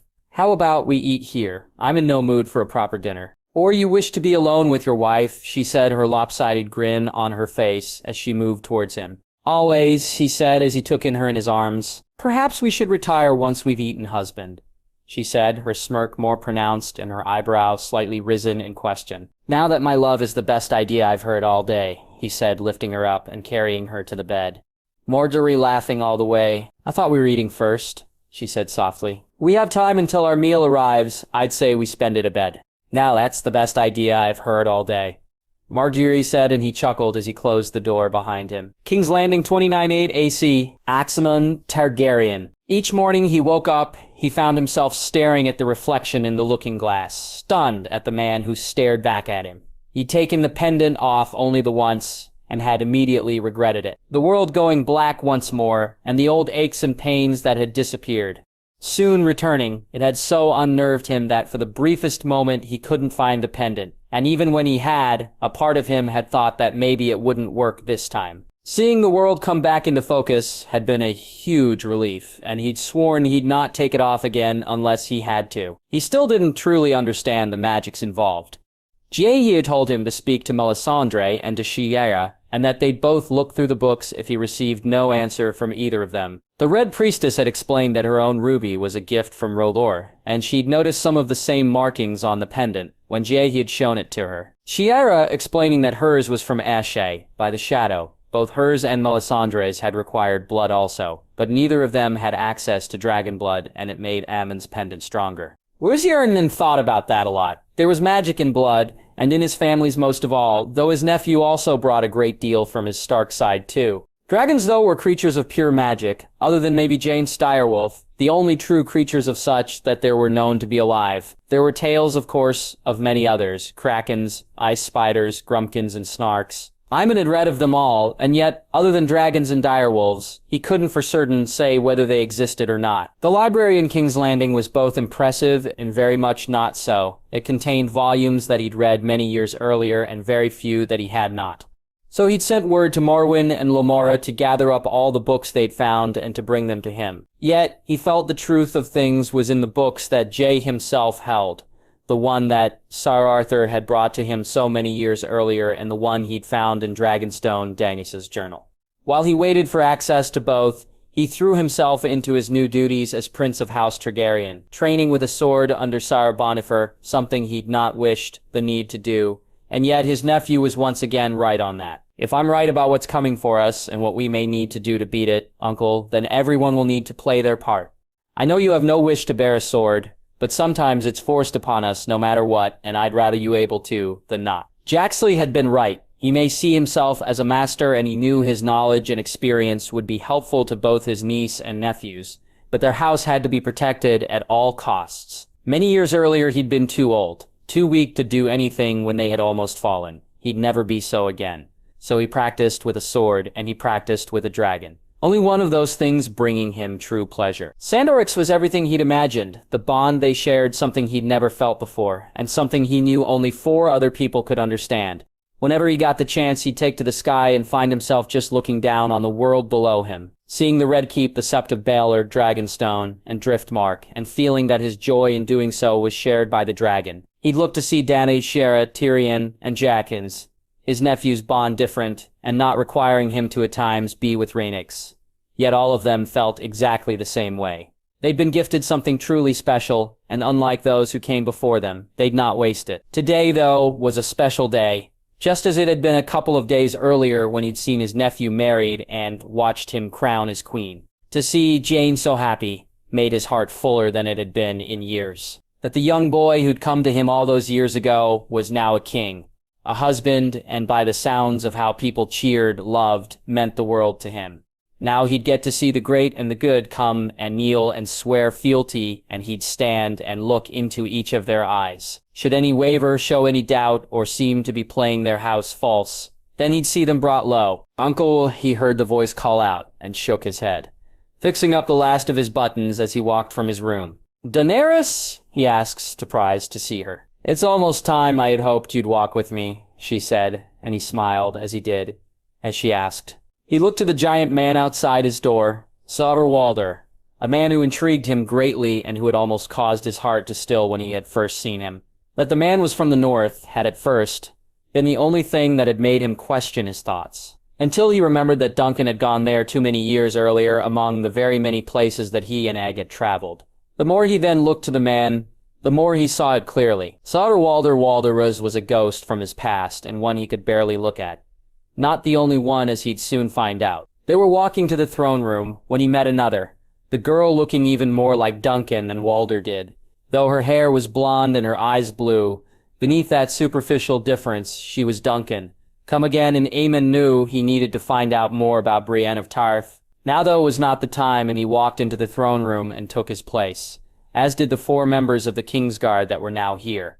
Around the room, the royal guards stood, while the room itself was as full as it had been for the feast he felt. Aemon's eyes soon roaming over all who were present, watching each of them carefully. His Grace King Jaehaerys Targaryen and Her Grace Queen Margaery Targaryen, the herald said, and he watched as Jae and Margaery walked in. His nephew was wearing a matching outfit to his and Tyrion's, the black and red, only broken by the Targaryen pin he wore on his chest. Aemon looked to see Egg's ring on his finger and the crown of the Conqueror on his head, and smiled to see them both on a Targaryen king, as they should be. Aemon too wore House Targaryen colors, as did Dany and Shera. The image they were presenting was of a house united, and united they were. A large chair had been placed beside the Iron Throne, and only the king and queen would sit, Aemon waiting until they did before looking out at the assembled lords and ladies once more. He saw them then, the giant guards of Olenna Tyrell, and had he seen them alone then, perhaps he'd not have noticed it, but Sir Walder, Lady Brienne, his thoughts were already there, and now he could see nothing else. He found himself chuckling when he thought of it. Duncan had been far busier than he had ever known. Amon's eyes quickly looking for large men around the room, and seeing the Umbers and the Hound, though not seeing the same looks exactly, he was not discarding them either. He'd need to give Maester Melon's tome a read, he felt, just to see how many descendants of his brother's truest friend there may be in the realm. My lords and ladies, you're gathered here today to swear your fealty to the king and queen. Move forward when called, Jaime Lannister said, and Aemon smiled as he looked to witness history being made.